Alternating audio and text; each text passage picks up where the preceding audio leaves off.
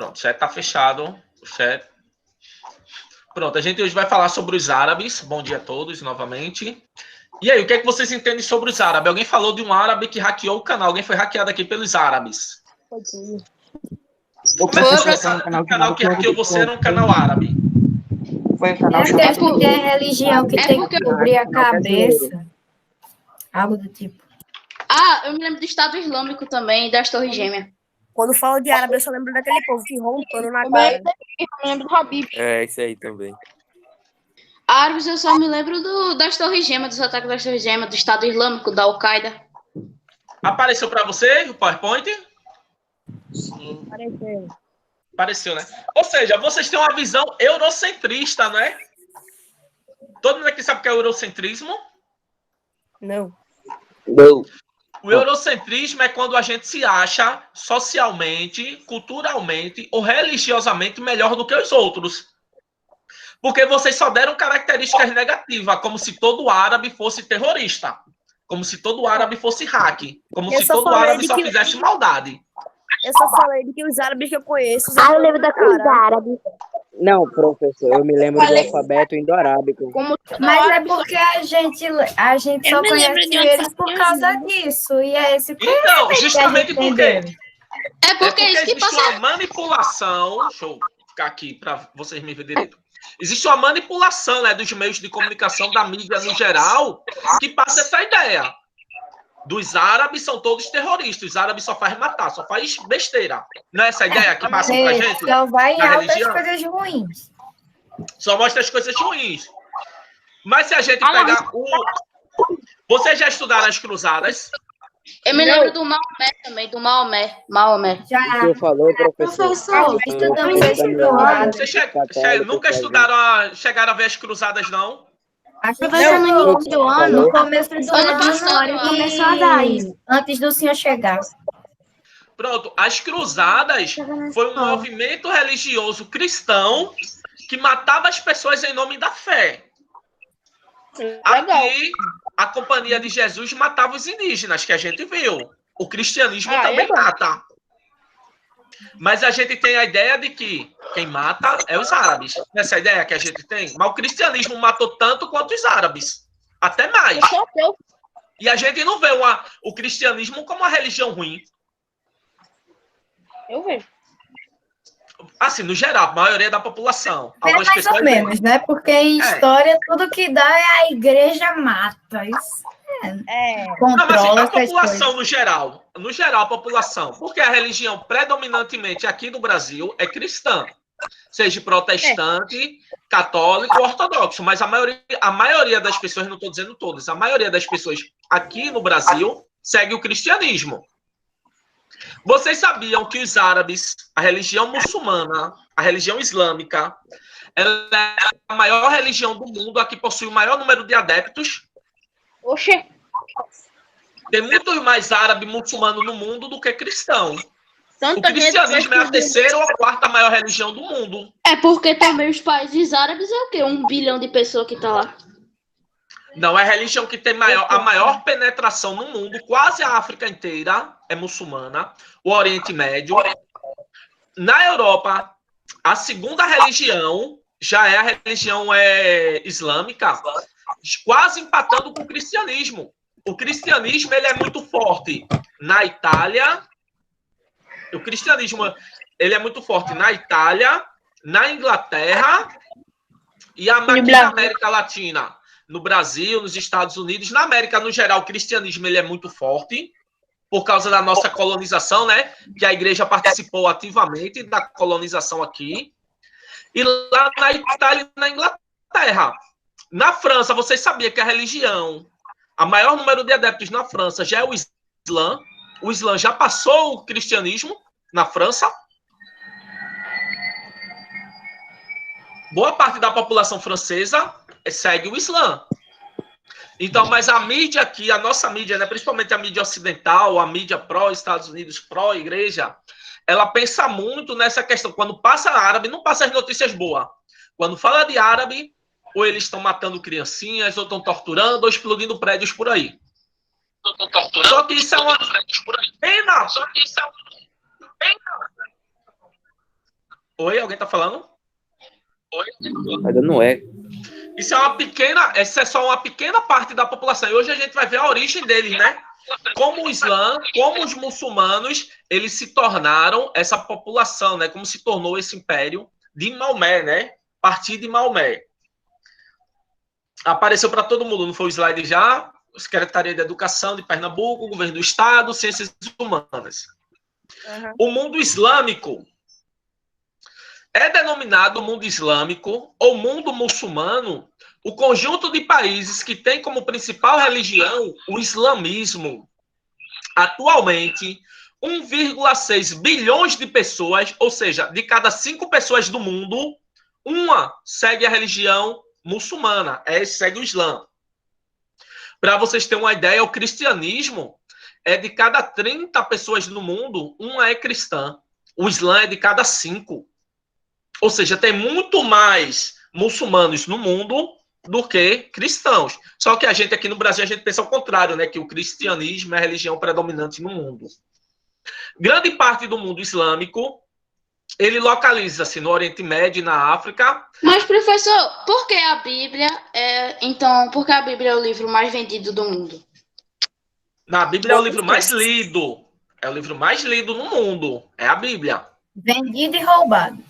É o livro mais lido no mundo, o livro que mais as pessoas leem no mundo é a Bíblia. Professor, mas eu acho que é porque o islâmico não tem nenhuma coisa parecida com a Bíblia, um papel. Tem o livro dele, o Corão? Tem? E por que ele não é o mais vendido? Só que o Corão ele é composto por surras, que é os versículos dele. O Corão é um livro que ele não tem, vamos dizer, 100 páginas. O Corão, ele é bem fácil, ele é bem direto. A Bíblia é como se fosse várias narrativas de vários povos diferentes. E a Bíblia é usada por legal para ler. né, É como se... A Bíblia é usada por várias religiões, não é só uma religião que usa a Bíblia, né? Isso, são várias religiões, são várias histórias de vários povos. Você pegar os povos antigos, a Bíblia é a fonte de quase todas elas. Quase todos os povos antigos estão ali na Bíblia. Gregos, romanos, hebreus, os povos da Mesopotâmia, estão todos lá na Bíblia. Então, você vai estudar o mundo antigo, estude a Bíblia. Então, a Bíblia é o mais...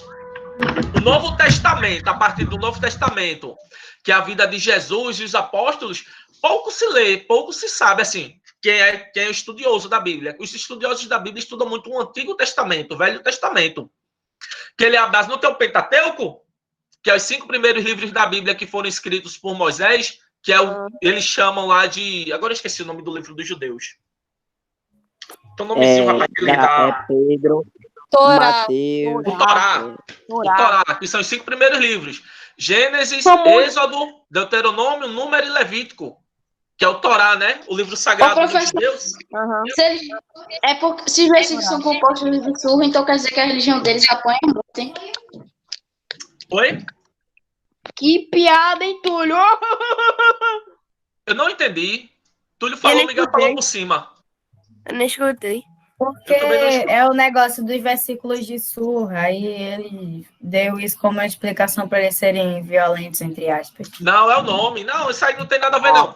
É porque pronto, a gente aqui. Mas o que acontece muito aqui no Brasil? A gente é influenciado por nossa família a seguir a religião. Lá também eles são. Só que lá eles vivenciam muito mais. Pronto, eu sou cristão. Eu acredito em Deus. Mas eu fui para a igreja, vou lhe dizer, na minha vida inteira, eu fui para a igreja. No meu batizado, quando eu tinha 1 ano, que eu não tinha entendimento de nada. Nunca fiz primeira comunhão, nunca fiz nada. Fui para a igreja depois, na missa de 7º dia da minha avó. Fui para a igreja no dia que eu casei. E para batizar meus 3 filhos. 6 vezes na vida eu entrei na igreja. Agora eu sou cristão. Só que eu não sigo. Aqui no Brasil tem muito disso. A galera é cristã, mas a galera não segue. Lá, eu vou pra igreja até que a minha mãe estava grávida de mim até agora. Pronto, é porque assim, tem pessoas que vão seguindo realmente, é cristão e vai seguindo. Já tem outros que não, é cristão, só cristão por ser.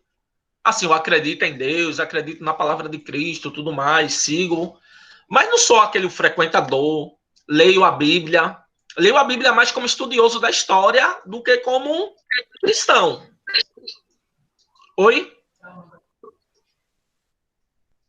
Então, a gente vai ver que dentro da religião árabe-muçulmana é completamente diferente.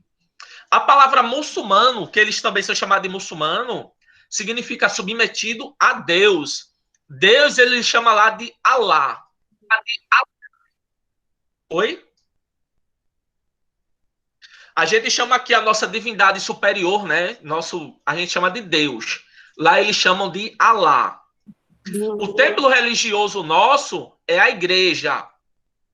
Lá o templo religioso é a mesquita. O livro sagrado é a Bíblia. O livro sagrado deles lá é o Corão.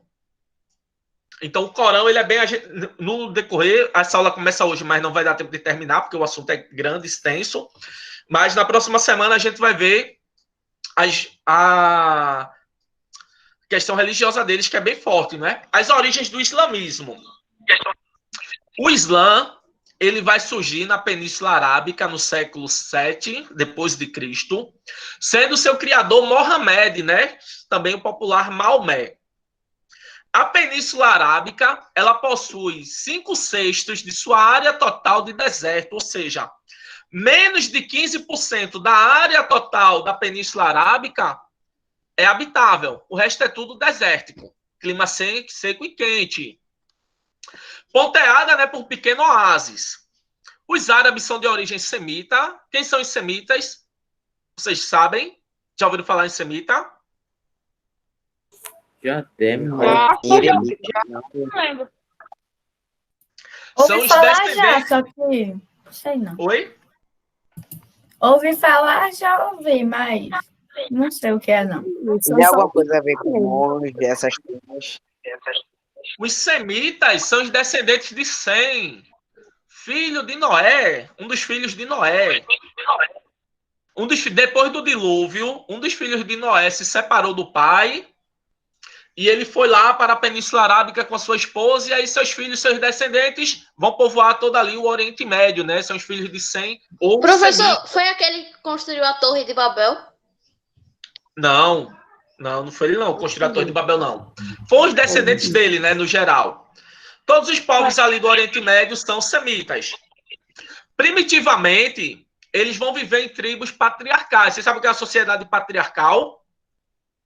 É uma sociedade que ela constitui na patriarquia, que é um pai, não uma mãe. Tem a sociedade matriarcal e a sociedade patriarcal. Isso. Era Por uma exemplo, sociedade... a Coreia do Norte é uma sociedade matriarcal e o Brasil é uma sociedade patriarcal. A Coreia do Norte é matriarcal? Sim, porque eles, até a própria Constituição deles constitui como uma Constituição matriarcal, diz lá, é uma Constituição matriarcal. É vivendo e aprendendo, porque eu não diria que a Coreia do Norte é uma sociedade matriarcal. Você vê que o próprio líder, que a gente vê o Kim Jong como um grande líder, né? Um líder que... Não, eu vejo ele como um assassino, terrorista. Não vejo ele como um líder, não.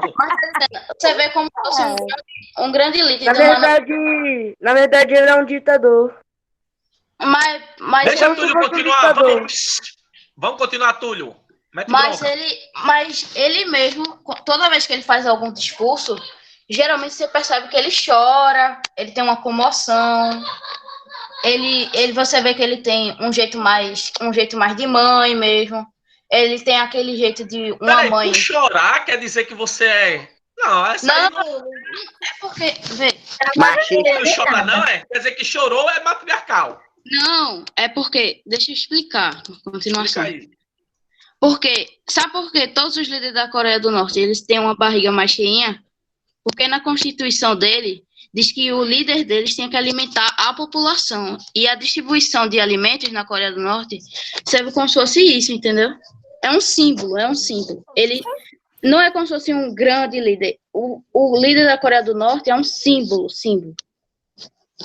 Túlio, mas se lá fosse um matriarcado, tu não acha que quem deve... Matriarcado, o que é um matriarcado? É um governo de mulher. Onde a mãe ou a mulher governa. Eu acho que já começa errado daí, não? Porque quem governa é o cara. A irmã dele eu sei, a última vez que eu vi falar, não entendo muito bem de relações da Coreia do Norte, nunca estudei, para falar a verdade, a Coreia do Norte, eu só sei que o cara lá é do cabelinho engraçado e ele é visto como terrorista pelo Ocidente. Com licença, professor. Jin Jiaolin. Com licença. Oi, Jael. Eu vou ter que sair da aula que o celular tá carregando, só que descarrega também. Tá certo, Israel? Depois tem a tarefa lá no Clerron, esquece não. É porque, desculpa, professor, que essa é a minha visão sobre a Coreia do Norte, é uma sociedade matriarcal.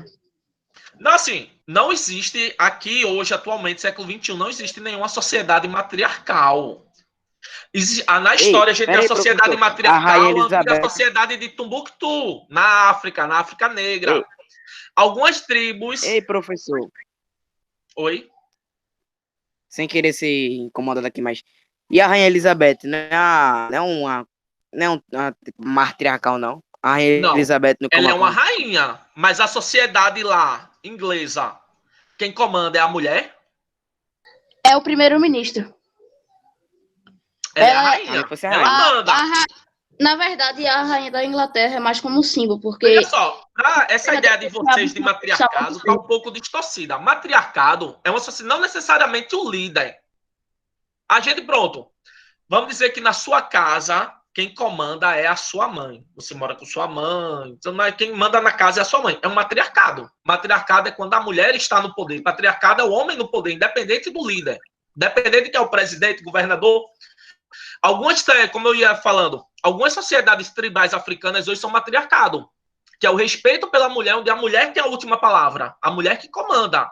Patriarcado, quem comanda é o homem. Por que a gente diz que o Brasil é uma sociedade patriarcal?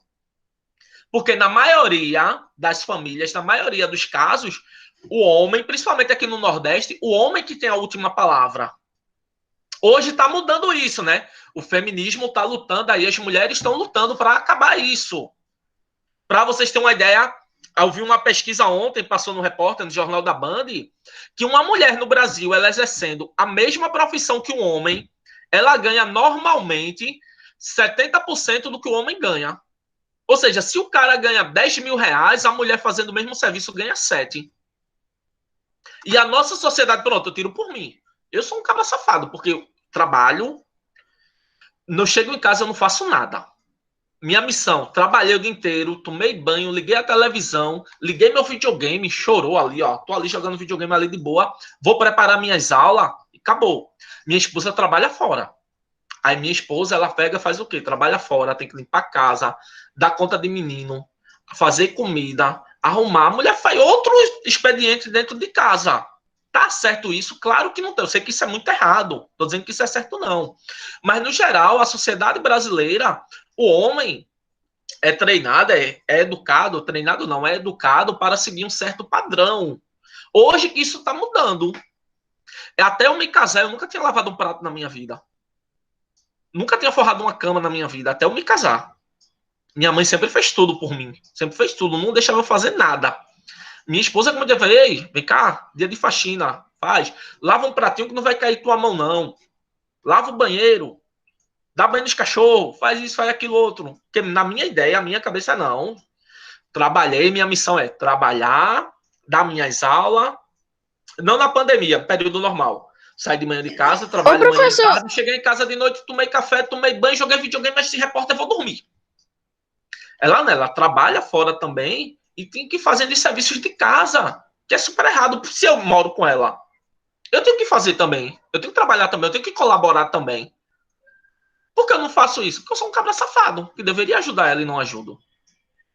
Ô, professor, mas biologicamente o homem não tem uma função mais decisiva, uma função assim... Não, isso é uma visão patriarcal, tem nada de homem ser mais decisivo que a mulher, não. Os dois são a mesma... Os dois têm que trabalhar igual, tem isso de... Só que na nossa sociedade, é uma sociedade patriarcal, que muita coisa que o homem faz... Se o homem, pronto... O homem pode andar sem camisa na rua. Se a mulher anda com uns topzinhos, uma roupa mais curtinha, o povo reclama logo. Fala logo errado. A mulher cuida de casa e o homem trabalha. O homem trabalha, a mulher cuida de casa. Essa é a visão. Mas só que hoje a gente está mudando isso. A gente está mudando, que é legal. Eu acho bem legal a gente mudar isso, dar mais voz e vez para as mulheres. Quando eu me casar, o cara que faz a comida dele, senão ele morre de fome.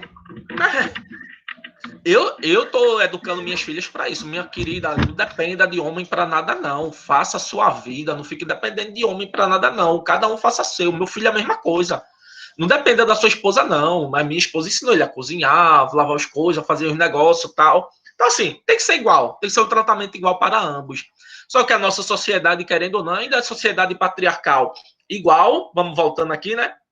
Igual como era lá na primitiva da Península Arábica. Ainda hoje, o Islã é uma sociedade muito patriarcal. O Islã, o patriarcado dele ainda é muito forte, né?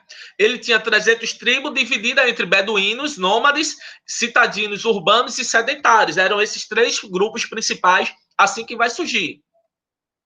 Então, quem eram as tribos beduínas? Apareceu para vocês o slide que vocês estão vendo? Aham. Sim. Tribos beduínas e Sim. urbanas. As tribos beduínas eram nômades ou seminômades. Você sabe o que é nômade, né? Aham. É aquela Era o nome. pessoa que fica. Cada época está em um lugar diferente, morando em um lugar diferente. São os É nômades. isso aí. Eles não tinham lugar feito. Isso, eles não se fixavam em nenhum lugar, até porque eles moravam no deserto, né? No deserto não tem como. Eles usavam o oásis lá, quando o oásis ia secando, ele ia procurando outro lugar para morar. As caravanas do deserto ainda hoje é muito comum nos desertos, lá da África e do Oriente Médio. Eles habitavam em tendas, vagando pelo deserto à procura de um oásis, onde pudessem se alimentar e fornecer água para os seus animais. Eles eram agressivos, as tribos beduínas, vivendo em constante conflito um pelo outro. Eles brigavam principalmente por água. Nesse período aí da Península Arábica, água valia muito mais do que qualquer tesouro, porque água é vida, né? Verdade. Oi? Eu disse que é verdade só. Além do pastoreio, eles também realizavam ataques e saques a outras tribos e caravanas. Eles saqueavam e atacavam principalmente para pegar água dos camelos, que os camelos andavam com barris ao lado cheio de água. E aí um atacava o outro tentando roubar. Eles não queriam roubar alimento, não queriam roubar tesouros, nada. Basicamente, eles queriam roubar água um do outro.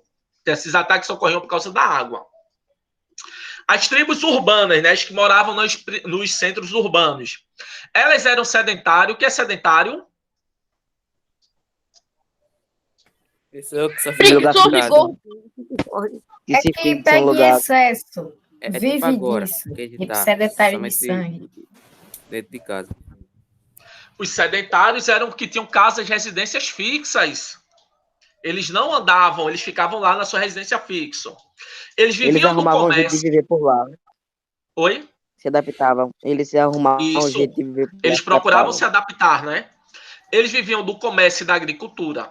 As 2 principais cidades árabes eram Meca e Yatreb, que depois vai chamar o nome de Medina, né?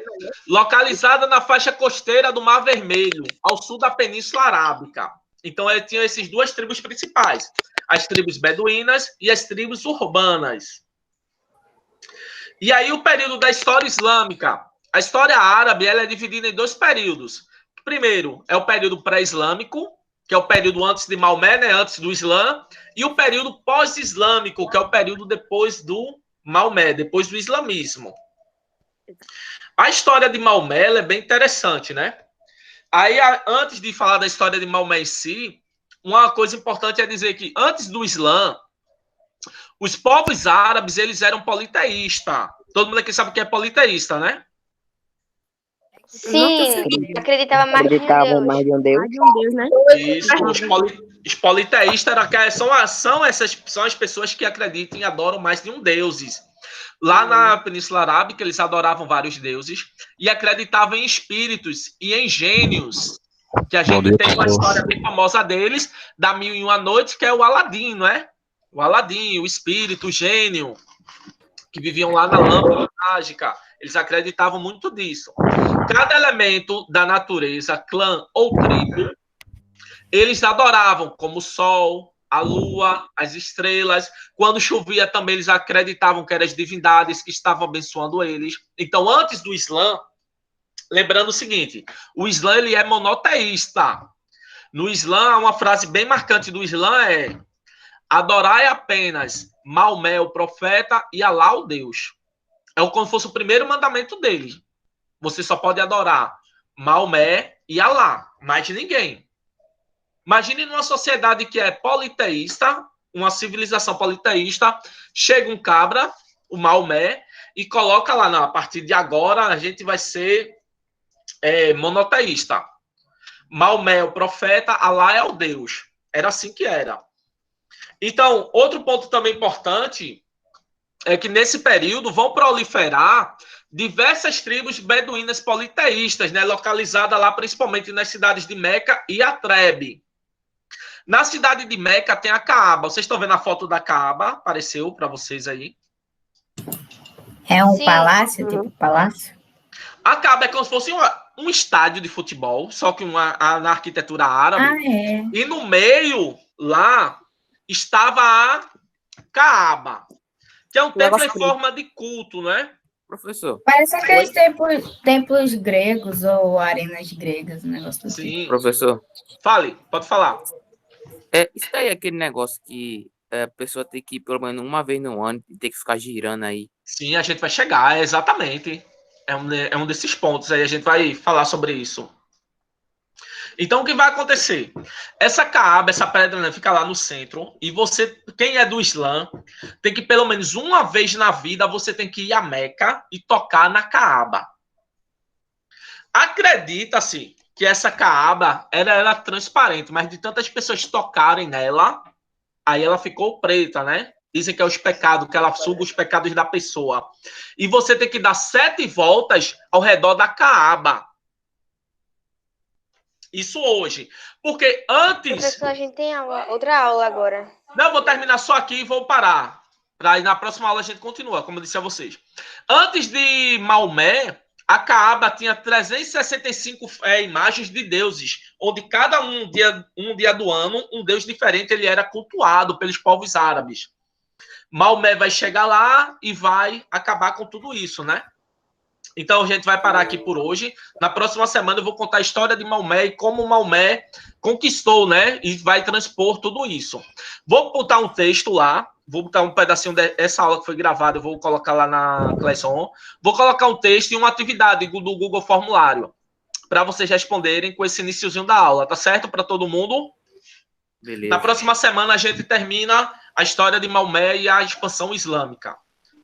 Tá certo? Podem ir para a próxima aula. Tchau. Tchau, tchau. Professor. Tchau, professor. Tchau, professor. Tchau, tchau.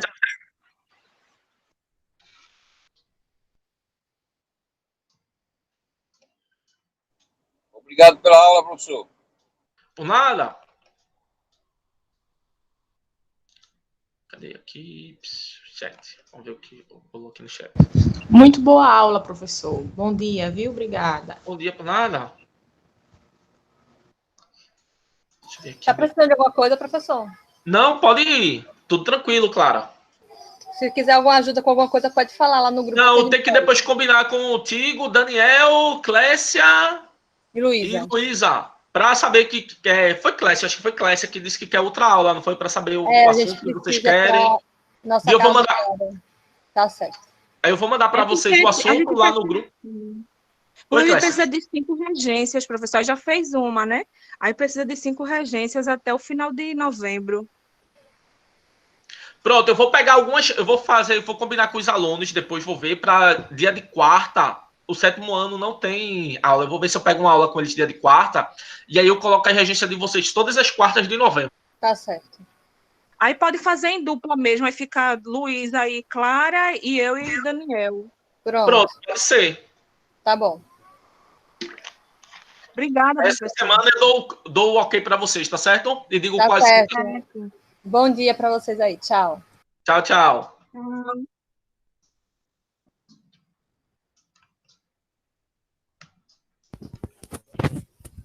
Interromper a gravação.